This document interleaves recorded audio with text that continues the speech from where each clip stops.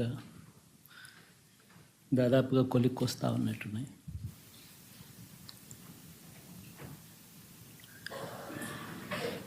చూసిన ఫలితాలు, జరిగిన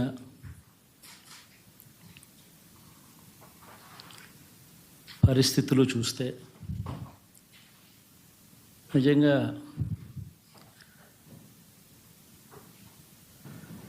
ఆశ్చర్యంగా కూడా ఉన్నాయి.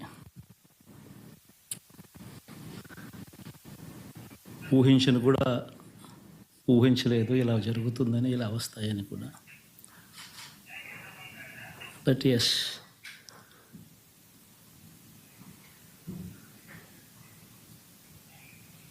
అమ్మఒడి అందుకున్న 53 లక్షల మంది తల్లులకు మంచి చేసినాం, పిల్లలు బాగుండాలి, వాళ్ళ చదువులు బాగుండాలని తాపత్రయపడుతూ అడుగులు వేశాం. మరి అక్క చెల్లెమ్మలు ఓట్లు ఏమయ్యాయో తెలీదు.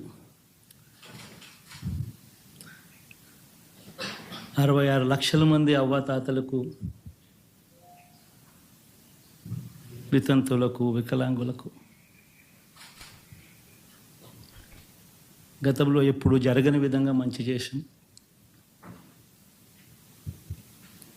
వారి కష్టాల్లో తోడుగా ఉంటూ, వారి కష్టాన్ని అర్థం చేసుకుంటూ, వారి ఇంటికే పంపించే వ్యవస్థను సైతం తీసుకొస్తూ, గతంలో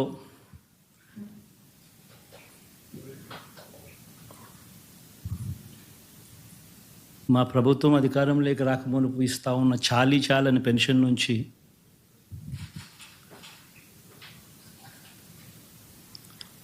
ఎంతో మంచి చేస్తూ అడుగులు వేసినా కూడా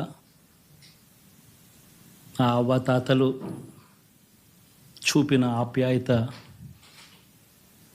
ఏమైందో కూడా తెలియడం లేదు. దాదాపుగా 1,05,00,000 మందికి, పొదుపు సంఘాల అక్క చెల్లెమ్మలకు మంచి జరిగిస్తూ, వారి కష్టాలనే మా కష్టాలుగా భావిస్తూ, ఇచ్చిన ఏ మాట తప్పకుండా అన్ని రకాలుగా వాళ్ళకు అండగా ఉంటూ, ఆసరాతో తోడుగా ఉన్నాం, 0 వడ్డీతో సైతం అండగా ఉన్నాం, చేయూత సైతం తోడుగా ఉంటూ నిలిచాం. మరి ఆ 1,05,00,000 మంది అక్క చెల్లెమ్మల ప్రేమాభిమానాలు ఏమయ్యాయో తెలియవు. 26 లక్షల మంది చేయూతను అందుకుంటున్న అక్క చెల్లెమ్మలు, వారి ఆప్యాయత ఏమైందో తెలీదు.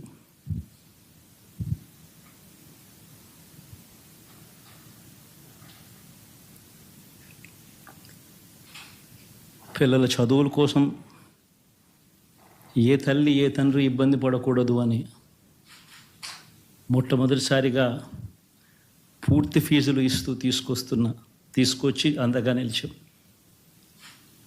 చదువుల్లో ఎప్పుడూ చూడని మార్పులు తీసుకొచ్చాం. దాదాపుగా 12 లక్షలు మందికి సంవత్సరానికి మంచి జరిగిస్తూ, ఆ పిల్లలు, ఆ తల్లుల అభిమానం ఏమైందో కూడా తెలియదు.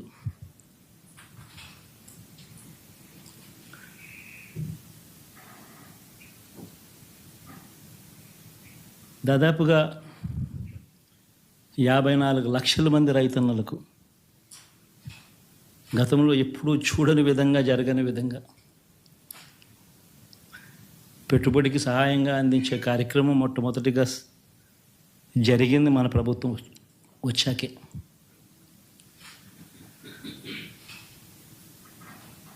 మరి అంతగా రైతన్నలకు తోడుగా ఉంటూ, రైతన్నలకు రైతు భరోసా ఇవ్వడం కానీ, సమయానికే వారికి ఇన్పుట్ సబ్సిడీ ఎప్పుడు జరగని విధంగా సీజన్ ముగిసేలోగానే ఇచ్చే కార్యక్రమం కానీ, ఉచిత ఇన్సూరెన్స్ కానీ, పగటిపూట 9 గంటలు ఇచ్చే కార్యక్రమం కానీ,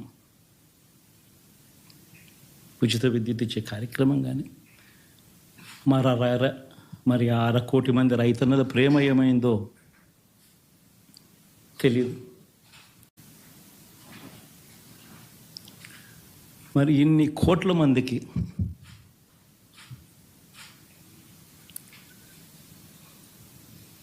పేదవాడికి తోడుగా ఉంటూ ఆటో డ్రైవర్లు నడుపుకుంటా ఉన్న వాళ్ళు ఆటోలు తోలుకుంటూ టాక్సీలు తోలుకుంటూ ఇబ్బంది పడకూడదని వారికి అండగా ఉంటూ ఓ వాహనమిత్ర,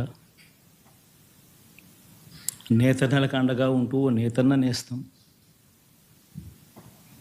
మత్స్యకారులకు తోడుగా ఉంటూ మత్స్యకార భరోసా,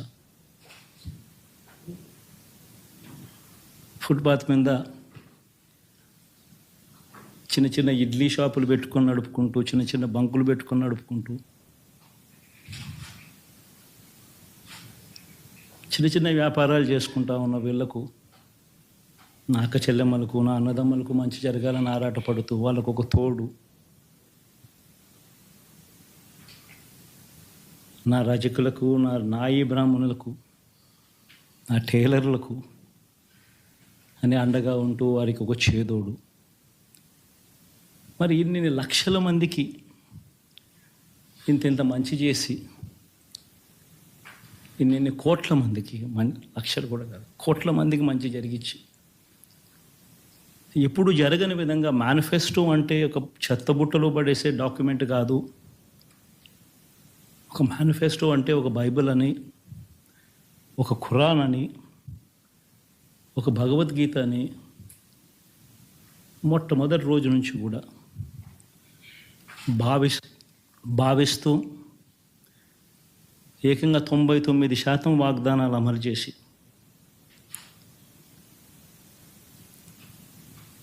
అంతే చిత్తశుద్ధితో ఆ మేనిఫెస్టోను కూడా అక్క చెల్లెమ్మల ఇంట్లోకి తీసుకొని వెళ్ళి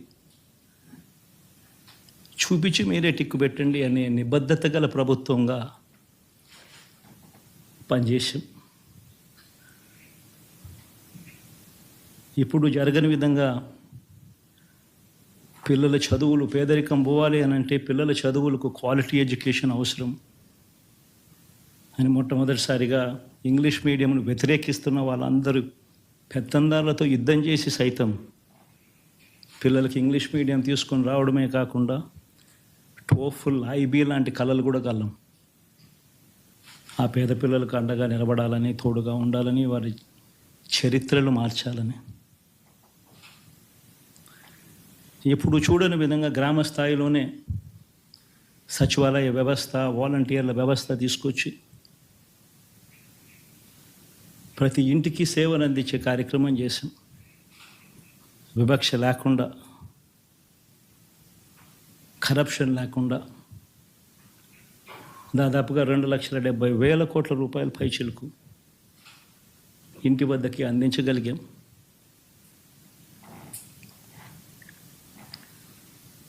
ఇప్పుడు చూడని మార్పులు తీసుకురావడమే కాకుండా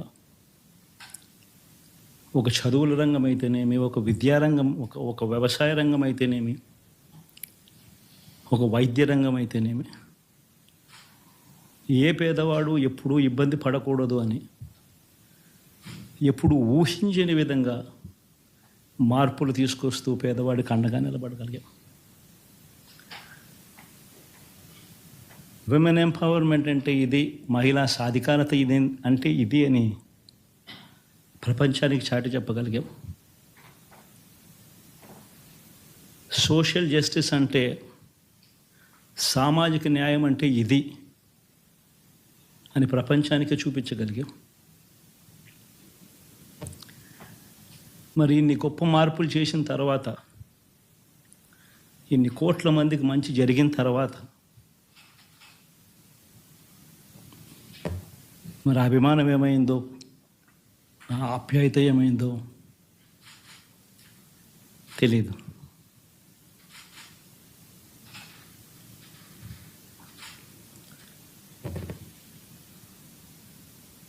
ఎవరో మోసం చేశారు, ఎవరో అన్యాయం చేశారు అని చెప్పి అనొచ్చు, కానీ ఆధారాలు లేవు.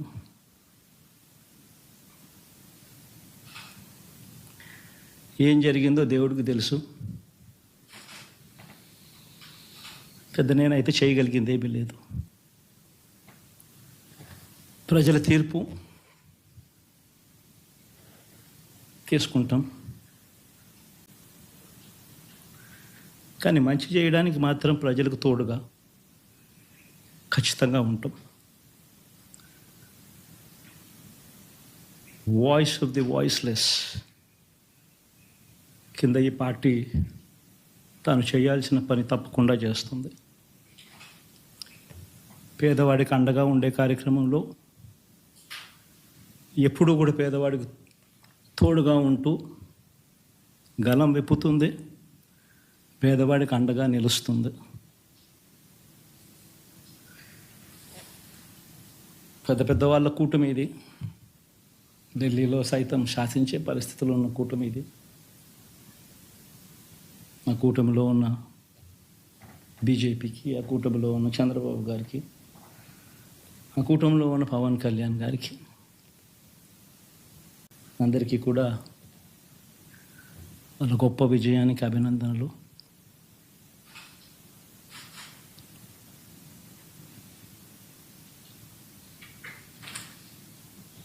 ఓడిపోయినా కూడా నా ప్రతి కష్టంలో కూడా తోడుగా అండగా నిలబడిన నా ప్రతి నాయకుడికి, ప్రతి కార్యకర్తకు, ప్రతి వాలంటీర్కు, ప్రతి ఇంట్లో నుంచి వచ్చిన ప్రతి స్టార్ క్యాంపెయినర్గా నాకు తోడుగా నిలబడిన నా అక్క చెల్లెమ్మలకు, అన్నదమ్ములకు, మీ అందరికీ మనస్ఫూర్తిగా మీ అందరికీ కూడా కృతజ్ఞతలు తెలియజేస్తా ఉన్నాను.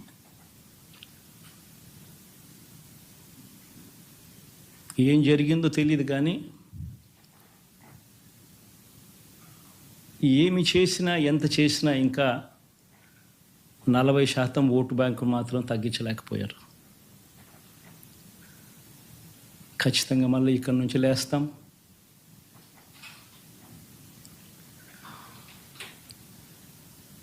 మళ్ళీ ఇక్కడి నుంచి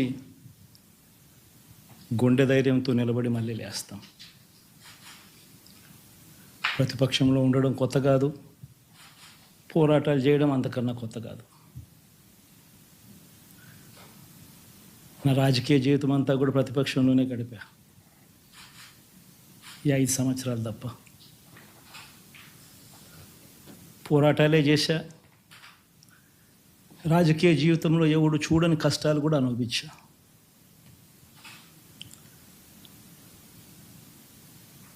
ఇప్పుడు అంతకన్నా కష్టాలు ఏదైనా పెట్టినా కూడా సిద్ధంగా ఉన్నాం, సిద్ధంగా ఎదుర్కొంటాం.